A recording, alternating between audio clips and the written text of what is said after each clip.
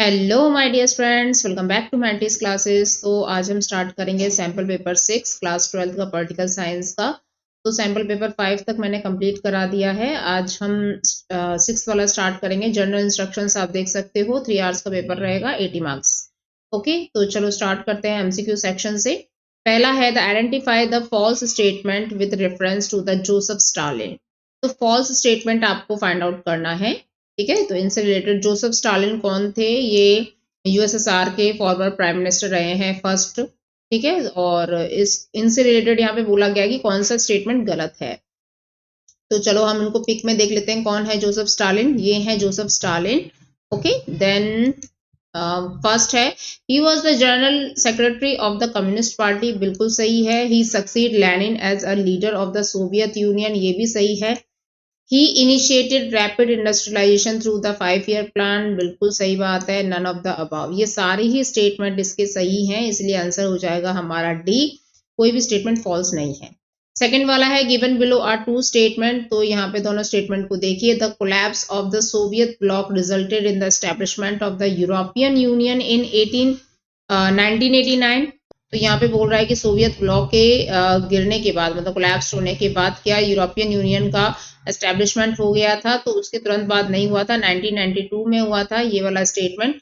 उसके बाद the European Union has evolved over time from a political union to an increasingly economic one. तो यहाँ पे ये क्या है, दोनों ही जो स्टेटमेंट है यहाँ पे ये गलत है। ठीक है, तो both statement 1 and 2 are false. Third वाला है which political party was the first to gain primary support from Dalit. तो दलित जो है कौन सी पार्टी को सपोर्ट करते हैं, मतलब दलितों की पार्टी एक तरीके से हम उसको बोल सकते हैं। ये है बसपा, बहुजन समाजवादी पार्टी। मायावती इसकी लीडर है। Then who among the following was involved in drafting the first 5-year plan. तो फर्स्ट 5-year प्लान के बारे में बात करें तो के.आर. राज कर लेना, और सेकंड के बारे में बात करें तो पीसी महालनोबिस कर लेना। देन फिफ्थ है what were the major objectives of Nehru's foreign policy. तो क्या क्या मेजर ऑब्जेक्टिव्स हैं नेहरू की फॉरेन पॉलिसी के? तो यहाँ पे देखेंगे पहला क्या बोल रहा है, टू प्रेजेंट सॉवरेनिटी। बिल्कुल सही बात है भाई, हमें अपना सॉवरेन नेशन चाहिए था। To promote rapid economic development. बिल्कुल सही है, हमें अपने देश का इकोनॉमिक डेवलपमेंट करवाना था। To align closely with the US bloc. क्या नेहरू जी जो हैं वो अलाइन करना चाहते थे, दोस्त बनना चाहते थे यूएस ब्लॉक के? ये गलत है। वो किसी के साथ भी दोस्त नहीं बनना चाहते थे, ना यूएस ना यूएसएसआर। ठीक है, वो न्यूट्रल मतलब नैम को फॉलो करते हैं। और लास्ट है टू प्रोटेक्ट टेरिटोरियल इंटीग्रिटी। ये भी सही है, तो आंसर हो जाएगा 1, 2 and 4। तो 1, 2 and 4 जो है आपका सी आंसर है। देन मैच द फॉलोइंग देखेंगे। कांसी राम जो है ये बिलोंग करते हैं बसपा, बहुजन समाजवादी पार्टी।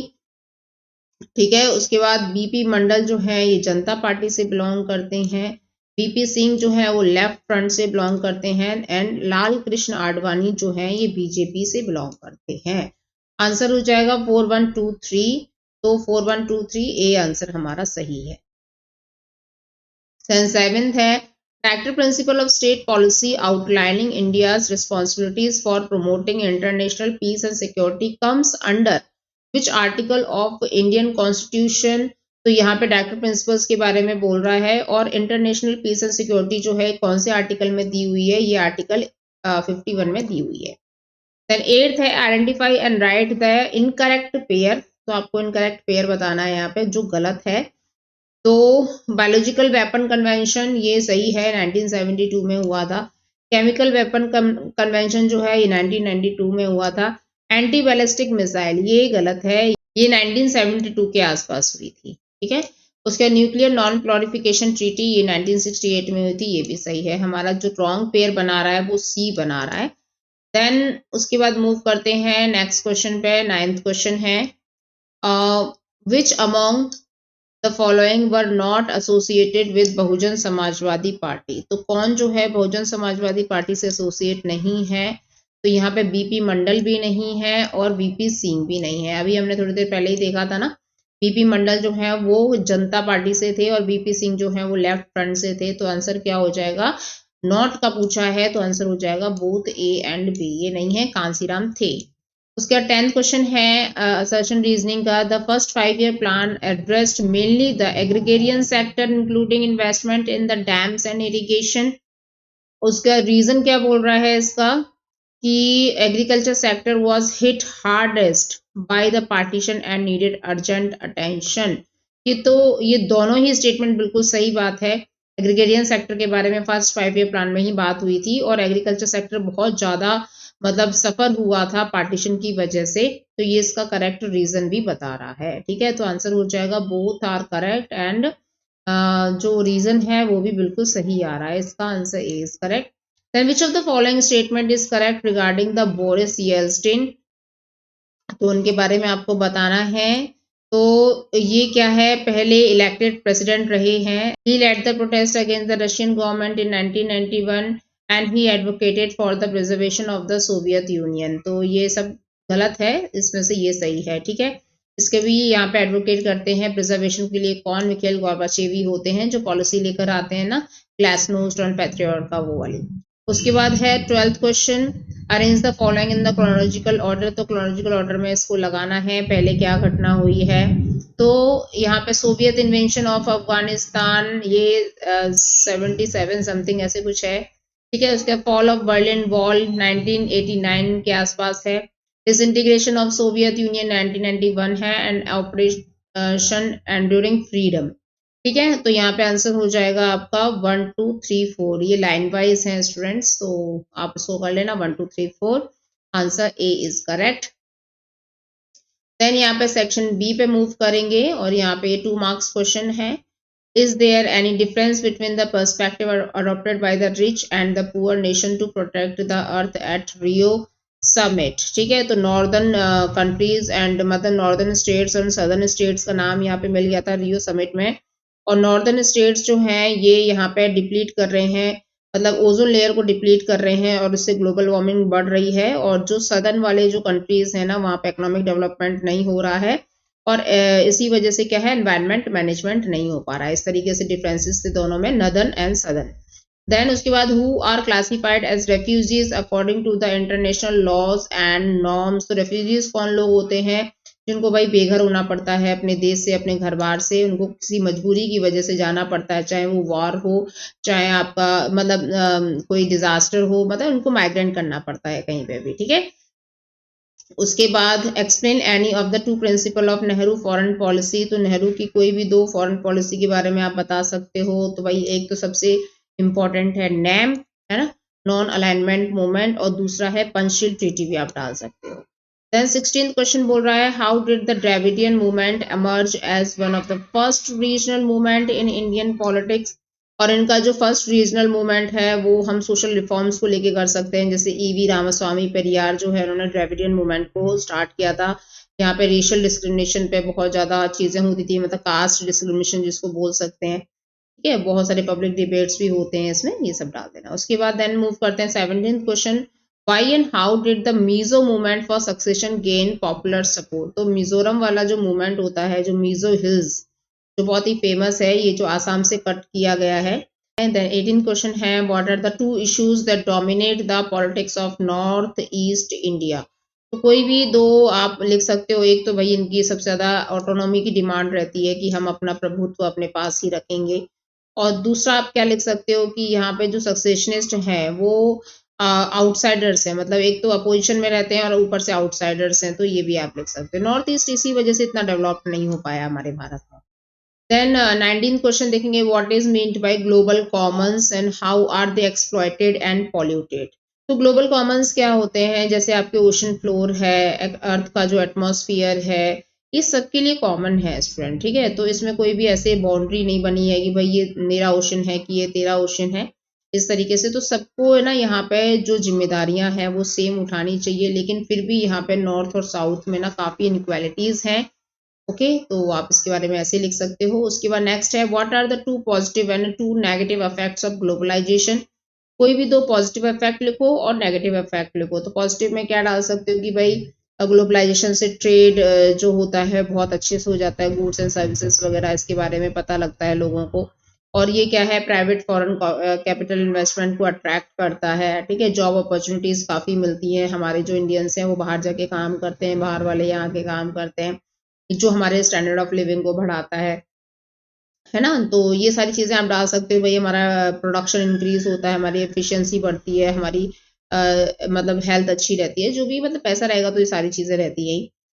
नेगेटिव में डाल सकते हैं कि जो फॉरेन कंपनियां हैं वो किस तरीके से अपना प्रॉफिट बनाने के चक्कर में रहती हैं, और किस तरीके से रिच कंट्रीज और पुअर कंट्रीज में डिफरेंशिएट देखा जाता है ना। और जो क्या कहते हैं, जो पावर है वो रिच कंट्रीज के पास चली जाती है, और ग्लोबलाइजेशन की वजह से क्या है, फ्लोरा एंड फाउना पे भी बहुत इफेक्ट पड़ रहा है, ऐसे डाल देना, ठीक है। उसके बाद 22nd क्वेश्चन देखेंगे, describe any 4 consequences of Bangladesh war in 1971। तो बांग्लादेश वॉर का मतलब क्या हो गया, ईस्ट पाकिस्तान जिसको बोलते थे, फाइनेंशियली और मिलिट्री ये दोनों में मतलब दोनों ही कंट्रोल होता था पाकिस्तान से, वेस्ट पाकिस्तान से। लेकिन भाई बाद में क्या होता है, ये बहुत ज़्यादा अपने आप को असहाय महसूस करते हैं और बोलते हैं कि सब चीज़ें हमें उनके कंट्रोल में करना पड़ता है, इवन हमें जो हम बंगाली भी नहीं बोल सकते, हमें उर्दू बोलने के लिए फोर्स किया जाता है, ठीक है। तो यहाँ पे फिर लास्ट में क्या होता है, जो ईस्ट पाकिस्तान है वो हेल्प लेता है इंडिया की, और उसके बाद यहाँ पे वॉर होती है जिसमें भारत जो है जीतता है, मतलब भारत क्या, ईस्ट पाकिस्तान ही जीत जाता है, और हम जो है इसको बांग्लादेश का दर्जा दे देते हैं, ठीक है। उसके बाद यहाँ पे नेक्स्ट है, assess the economic situation of India before the general elections in 1961। तो क्या इकोनॉमिक प्रॉब्लम्स होती हैं, सिचुएशन होती है भारत की जो 1967 के इलेक्शंस होते हैं उससे पहले। तो भाई उस समय पे हम बहुत ज़्यादा क्राइसिस से जूझ रहे थे, मॉनसून की प्रॉब्लम थी, बहुत ज़्यादा ड्रॉट आ चुका था हमारे देश के अंदर, है ना। इंडिया चाइना का वॉर हुआ था 1962 में, तो उसकी वजह से बहुत ज़्यादा अफेक्ट हुआ था हमारे देश की इकोनॉमी, फूड क्राइसिस बहुत बढ़ गए थे, सप्लाई नहीं हो पा रही थी, है ना, शॉर्टेज हो रही थी, माल न्यूट्रिशन हो रहे थे लोग, बहुत ज़्यादा मैसिव इनक्वालिटीज हमें देखने को मिलती हैं इनकम और वेल्थ में, ये सब डाल देन उसके बाद है इसका बी में क्या पूछ रहा है, what are the 4 factors contributing the Congress party dominance in initial 3 general elections. तो आपको 4 फैक्टर लिखने हैं जिसकी वजह से कांग्रेस पार्टी जो 3 बार लगातार जनरल इलेक्शंस में जीतती है। क्यों? क्योंकि इसकी जो रूट्स होती है ना स्टूडेंट, वो शुरू से ही बहुत सक्सेस रही हैं, तो इतनी जल्दी किसी पार्टी को गिराना मुश्किल है। देखो जैसे बीजेपी अभी तीसरी बार आ चुकी है ना, तो इसी तरीके से लगातार उस समय पे कांग्रेस जीतती है। और क्योंकि कांग्रेस बहुत पुरानी पार्टी थी, सारे फ्रीडम स्ट्रगल वगैरह जो है इसी पार्टी के द्वारा करवाए गए थे, नेशनल मूवमेंट्स भी इसी पार्टी के द्वारा हुए थे। इसमें जो लीडर्स थे बहुत ज़्यादा दिग्गज लीडर थे, बहुत ज़्यादा फेमस लीडर थे जिनको लोग जानते थे, है ना। और ये इसमें क्या है, ये लोग एलिट्स को और एजुकेशन बिजनेस वगैरह सबको सपोर्ट करते थे, तो ये सारी चीज़ें आप डाल सकते हो। देन 23rd का हम देखेंगे कि who was Jayaprakash Narayan and what did he advocate. तो जयप्रकाश नारायण कौन थे, तो ये फर्स्ट लीडर थे जो पोस्ट इंडिपेंडेंस इंडिया के लिए स्टेप लेते हैं, और गुजरात और बिहार में जो है ये मूवमेंट करवाते हैं यूथ के द्वारा, क्योंकि गुजरात और बिहार जो है बहुत ज़्यादा क्राइसिस से जूझ रहा था उस समय पे, गरीबी से जूझ रहा था, ठीक है। और ये लोकपाल बनते हैं पहले हमारे देश के, जो करप्शन वगैरह के लिए फाइल करते हैं कि भाई देश में इतना करप्शन हो रहा है, ठीक है। ये सोशलिज्म को फॉलो करते थे, ये सब डाल देना। जयप्रकाश नारायण के बारे में देखो, टोटल रेवोल्यूशन हमने सबने पढ़ाई है कि ये जो मूवमेंट है ये गुजरात और बिहार तक ही सीमित नहीं रहेगा, ये पूरे इंडिया में फैलेगा, ठीक है। उसके बाद नेक्स्ट है बी का, explain the major outcomes of 1977 Lok Sabha elections. तो क्या आउटकम्स निकल के आते हैं 1977 के बाद। देखो जनता पार्टी जीत जाती है, अब क्यों जीत जाती है, ये तो कॉमन सी बात है। 1975 में जो इमरजेंसी लगाई थी इंदिरा गांधी ने, तो उसके बाद तो कोई पसंद नहीं करेगा उनको, है ना, तो ऑप्शन नहीं रहता लोगों के पास, तो 1977 में जनता पार्टी को जिता देते हैं। उसके बाद क्या है, पर ये चल नहीं पाता, जो ये पार्टी है ये ज्यादा समय तक चल नहीं पाती है, फर्स्ट टाइम ये बनती है, और उस समय पे जनता पार्टी जो है वो 542 सीट्स में से 330 सीट जो है बहुमत से ले लेती है, ओके। और ये सब डाल देना, क्योंकि ये पहली बार जीती है इंदिरा गांधी, पहली बार जो है रायबरेली से अपनी सीट हार जाती हैं, क्योंकि बहुत लोग नाराज थे इनके इमरजेंसी की वजह से, और अमेठी से भी वो हार जाती हैं, ओके। और उसके बाद क्या है, ये अपनी सीट जो है ये बचा पाते हैं थोड़ा बहुत, महाराष्ट्र गुजरात वगैरह इन सब में, लेकिन इतना ज्यादा इनको भी रिलीफ नहीं मिलता है कांग्रेस को, ठीक है। उसके बाद हम देखेंगे यहाँ पे ये है आपका सोर्स बेस्ड क्वेश्चंस, उसमें आपको ये पढ़ना पड़ेगा। नाटो के बारे में पूछ रहा है, नाटो क्या है। तो what was the collective security structure created by the US. US ने जो आज की डेट में आई थिंक 31 कंट्रीज हैं नाटो के अंदर, ठीक है। तो ये है नॉर्थ अटलांटिक ट्रीटी ऑर्गेनाइजेशन। ये एक मिलिट्री फोर्सेस है पूरी, मतलब 31-32 कंट्रीज का पूरा एक फोर्स है ये। उसके बाद why was the organisation for European economic cooperation, OEEC बोलते हैं, एस्टैब्लिश हुई थी जो, और ये क्यों हुई थी, क्योंकि वेस्टर्न यूरोपियन स्टेट्स को हेल्प देने के लिए हुई थी, ठीक है, to aid the western European states. Then what was the purpose of the Marshall plan and how did it contribute to European integration, ठीक है। तो यहाँ पे मार्शल प्लान के बारे में लिख देना। मार्शल प्लान जो है इससे इकोनॉमिक बूस्ट मिलता है यूरोपियन कंट्रीज को, ठीक है, और जिसके बाद यूरोपियन यूनियन का स्ट्रक्चर बनके तैयार होता है। ये सारी चीजें डालते रहे। इकोनॉमिक रिकवरी कर पाते हैं, ये स्टेबल हो पाते हैं, इनको फैसिलिटी मिलती है यूएस के द्वारा, ये सब। देन 25th क्वेश्चन देखेंगे। ये मैप बेस्ड क्वेश्चन है और ये किसके बारे में पूछ रहा है। यहाँ पे देखिए serial number of the alphabet concern. अच्छा, यहाँ पे मतलब अल्फाबेट्स दे रखे। कॉमनवेल्थ, यहाँ पे देखिए कॉमनवेल्थ ऑफ इंडिपेंडेंट स्टेट्स के बारे में ये पूछ रहा है, ठीक है। तो और यहाँ पे इसके बारे में दे रखा है, a country that witnessed a civil war that went for 10 years। तो 10 साल यहाँ पे सिविल वॉर चला था एक तरीके से। तो ये है आपका ताजिकिस्तान।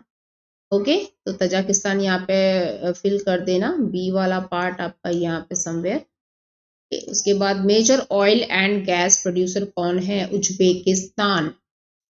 उज्बेकिस्तान पे आ जाइए। यहाँ पे ये रहा उज्बेकिस्तान, यहाँ पे मार्क लिख रखा है। A country which took over the USSR seat in the UN. तो यहाँ पे भाई यूएन के अंदर जो यूएसएसआर के कौन से कंट्री को सीट मिली हुई है, वो एक ही है, रशिया। उसके बाद state where demand for independence came from 2 province that resulted in a civil war. तो ये है जॉर्जिया। 26 क्वेश्चन देख लेंगे। ये एक पिक्चर बेस्ड क्वेश्चन है। तो यहाँ पे आपको इसको देखना है, कश्मीर एक्सीड टू इंडिया ऐसे करके पूछ रहा है ये, ठीक है। तो what was the agreement made regarding the future of Jammu and Kashmir after the maharaja sign the instrument of accession as shown above. तो क्या क्या एग्रीमेंट जो है साइन होते हैं महाराजा जो हरी सिंह होते हैं और जवाहरलाल नेहरू के बीच में। तो यहाँ पे आंसर क्या हो जाएगा इसका, the view of the people of Jammu and Kashmir would be ascertained once the situation normalised, ठीक है। तो यहाँ पे मतलब इस तरीके से इंडिया जो है इसको लुक आफ्टर करेगा जब तक सिचुएशन जो है इसकी नॉर्मलाइज नहीं हो जाती जम्मू कश्मीर के लोगों को। उसके बाद what external claims has Pakistan consistently made regarding the Kashmir since 1947। भाई वो अभी अभी भी बोलता है कि कश्मीर जो है वो किसका पार्ट है, पाकिस्तान का पार्ट है ना। तो Kashmir should be the part of Pakistan, हमेशा इसका यही रोना रहता है। देन थर्ड क्वेश्चन है, what does article 370 of Indian constitution provide for Jammu and Kashmir. तो आर्टिकल 370 जो है वो जम्मू कश्मीर को क्या प्रोवाइड करता था, तो ये उसको स्पेशल स्टेटस देता था with a great autonomy compare to other Indian states, ठीक है। उसके बाद बट अब ये हट चुका है।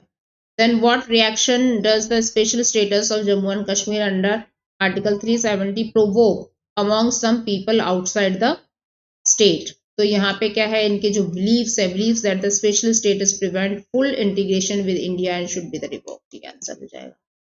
देन सेक्शन ई पे देखेंगे, ये 6 मार्क्स से क्वेश्चन है। 27th क्वेश्चन बोल रहा है, discuss the series of the development following the demolition of the mosque in Ayodhya. तो ये काफी लेंथी क्वेश्चन है वैसे। इसकी जो पीडीएफ है मैं आपको टेलीग्राम पे दे दूंगी, आप वहां पे जाके चेक कर लेना। जो 6 दिसंबर 1992 में जो अयोध्या कांड हुआ था वही सेम चीज है भाई, बाबरी मस्जिद और इस सब चीज के लिए लड़ाई होती है, बहुत लंबे समय तक इसका केस चलता रहता है, ठीक है। और यहाँ पे उस समय पे जो सेंट्रल गवर्नमेंट होती है बीजेपी की, उसको डिसमिस कर दिया जाता है जो यूपी के अंदर, ठीक है। तो ये सारी चीजें डालनी है आपको। उस समय पे कौन होते हैं, चीफ मिनिस्टर उत्तर प्रदेश के कल्याण सिंह चौधरी होते हैं। और ये सुप्रीम कोर्ट जो है इस पे डालती है कि तुम लोग अच्छे से ध्यान नहीं दे रहे हो, ये डिस्प्यूट्स क्यों हो रहे हैं, ऐसे सब चीज लिख देना, ये आपको पीडीएफ में मिल जाएगा। Analysis the impact of the political rise of the other backward classes in India. तो आपको बताना है पॉलिटिकल राइज कैसे होते हैं अदर बैकवर्ड क्लासेस के तो यहाँ पे क्या है, ओबीसी के बारे में बात की जा रही है, अदर बैकवर्ड क्लास के बारे में बात की जा रही है। ठीक है, कि किस तरीके से क्रांति दल, भारतीय क्रांति दल बनता है, संयुक्त सोशलिस्ट पार्टी बनती है ओबीसी के लिए, और 1980s में ये डिसीजन लिया जाता है नेशनल फ्रंट के द्वारा कि भाई इनको भी मंडल कमीशन के दौरान जो है कुछ रिजर्वेशन प्राप्त होगा, इस तरीके से डालते हैं। देन 28 है, write a note on Bihar and Gujarat movement. इन दोनों के जो मूवमेंट है कुछ कुछ सेम ही होते हैं। 1974 में प्रोटेस्ट चलती है बिहार के अंदर, ठीक है, फिर उसके बाद चलती है गुजरात के अंदर। तो गुजरात में भी 1974 में वही बेसिक जो चीज़ें होती हैं उसकी शॉर्टेज हो जाती है, फूड की शॉर्टेज जिसको बोल सकते हैं, इसके प्राइसेस बहुत ज़्यादा हाई हो जाते हैं, खाना कम हो जाता है, अनएम्प्लॉयमेंट बढ़ जाता है, गवर्नमेंट में करप्शन बढ़ जाता है। ये सारी चीज़ों के ऊपर डालना है, जिसमें जयप्रकाश नारायण का बहुत इंपॉर्टेंट रोल रहता है। Then analysis the conflict between the judiciary and the parliament in in India in 1973। ये केशव नंदा भारती वाला केस है, जो आज तक भारत का सबसे बड़ा एक बेंच वाला केस है। 13 जजेस की बेंच इसमें बैठी थी इसका डिसीजन लेने के लिए। तो इसको आप बहुत अच्छे से पढ़ लेना स्टूडेंट, ये इम्पोर्टेंट है, ठीक है। और यहाँ पे ये राइट टू प्रॉपर्टी वाला जो है ना, फंडामेंटल राइट, वो इसी के बाद से हट जाता है। देन उसके बाद 29th क्वेश्चन क्या बोल रहा है, as a citizen of India how would you support India candidature for the permanent membership of the security council, justify your proposal. तो आप अगर इंडिया के सिटीजन हो और आप कैसे सपोर्ट करोगे कि यूएन में हमें परमानेंट मेंबरशिप मिल जानी चाहिए। तो देखो इसकी जो कंडीशंस हैं, है ना, इसकी जो क्राइटेरिया है कि भाई इसमें हमें पास होना है, तो उसमें ऑलमोस्ट हम पास हैं क्योंकि हम पॉपुलस कंट्री हैं। दूसरा क्या है, हमारी इकोनॉमी में काफ़ी मतलब हमारा 5th रैंक है इकोनॉमी में, हमारी मिलिट्री भी 4th रैंक पे आती है। तो ऐसे करके काफ़ी सारी कंडीशंस में हम अभी फुलफिल करते हैं, हमें इतनी पोटेंशियल है कि हम इकोनॉमिक पावर को अच्छे से वर्ल्ड के अंदर उतार सकते हैं, ये सारी चीज़ें। लेकिन फिर भी हम अभी तक डेवलप्ड कंट्री नहीं बन पाए हैं, अभी तक यूएन में हमें सीट नहीं मिल पाई है। ये आपका थोड़ा सा वैल्यू बेस्ड क्वेश्चन है, आपको खुद इसमें मेंशन करना है। Then, though the UN has failed in preventing wars and related miseries, still nations prefer its continuation. What makes the UN as indispensable organization? तो यूएन जो है कई सारी चीज़ों में फेल हो जाता है, लेकिन फिर भी जो है हमें इसे बना के रखना पड़ रहा है। इसका क्या कारण है? देखो कुछ नहीं होने से तो कुछ ही बेहतर है ना। अब देखो अगर यूएन भी नहीं होगा तो थोड़ा बहुत जो वॉर एंड पीस इसकी वजह से बच जाती हैं, वो भी नहीं बचेंगी अगर हमने इस बॉडी को हटा दिया तो हमें पॉवर्टी का, अनएम्प्लॉयमेंट का, एनवायरमेंटल डिग्रेडेशन का भी सामना करना पड़ सकता है, क्योंकि ये काफ़ी सारी चीज़ों को कंट्रोल कर लेता है, ठीक है। और ये हमें फाइनेंशियल असिस्ट भी करता है ना। कुछ ऐसे कंट्रीज हैं जिनको स्टेबलाइज करता है इकोनॉमी के बेस्ड पे। तो इसीलिए भाई यूएन का जो वर्क है उसको मतलब रखे रहना चाहिए, क्योंकि कुछ ना कुछ तो काम करता ही है ये जो बॉडी है, नहीं तो इंटरनेशनल डिस्प्यूट्स को कौन हैंडल करेगा, ठीक है। तो 30 वाला क्वेश्चन देखेंगे, what are the reasons being used by the Nehru for keeping India secular? Do you think these reasons were only ethical and sentimental, or were some of the prudential reason as well? तो यहाँ पे आपको बताना है India के secularism के बारे में। तो हमारे इंडिया के पार्टीशन होने के बाद भाई देखो हम लोगों ने क्या है, भले ही चाहे हम हिंदू यहाँ पे ज़्यादा रह गए हों, मुस्लिम्स चले गए हों, लेकिन फिर भी आज की डेट में भी हम सेकुलरिज्म को फॉलो करते हैं और पाकिस्तान से भी ज़्यादा मुस्लिम्स हमारे भारत में रहते हैं। और ये हमको राइट्स प्रदान करता है, हमें स्ट्रेंथन करता है। ये सारी चीज़ें आप डाल देना, नेहरू जी जो चाहते थे। Then उसके बाद it is said that the nation is a large extent and imagined community held together by the common beliefs, history, political aspirations and the imagination identify the features that make India as a nation। तो इसमें आपको कुछ reasons डाल देने हैं, ठीक है। तो स्टूडेंट्स इसकी PDF जो है वो आपको मिल जाएगी कि भारत जो है कितना रिलीजियसली डाइवर्स है ना, रेस, सेक्स, प्लेसेस, है ना, ये सब चीज़ों के बाद भी इंडिया जो है वो सब एक यूनाइटेड रहता है। इस तरीके से पूछा गया है। इसकी जो PDF है आपको मिल जाएगी, तो उसमें से आप पढ़ के अच्छे से इस आंसर को लिखना। और हाँ, लास्ट ईयर के जो अरिहंत के सैंपल पेपर है ना, बिल्कुल इसी से मिलते जुलते हैं, कुछ ज़्यादा डिफरेंस नहीं है, एक आध क्वेश्चन का डिफरेंस है, आप उसमें अच्छे से देख सकते हो स्टूडेंट, ठीक है। तो यहाँ पे ख़त्म होती है आपकी ये वीडियो, और वीडियो पसंद आए तो वीडियो को लाइक, शेयर एंड सब्सक्राइब कर देना। और न्यू जो वीडियो है आपकी 7 सैंपल पेपर की, मैं जल्द लेकर आऊँगी। थोड़ा तबीयत ठीक नहीं थी तो इसलिए मैं वीडियो नहीं बना पा रही थी, ठीक है। कोशिश करूँगी आपको कंटिन्यूशन में ये वीडियोस मिलती रहे स्टूडेंट। तो चलो मिलेंगे नेक्स्ट वीडियो में, और एक लाइक कर देना। तब तक के लिए बाय बाय।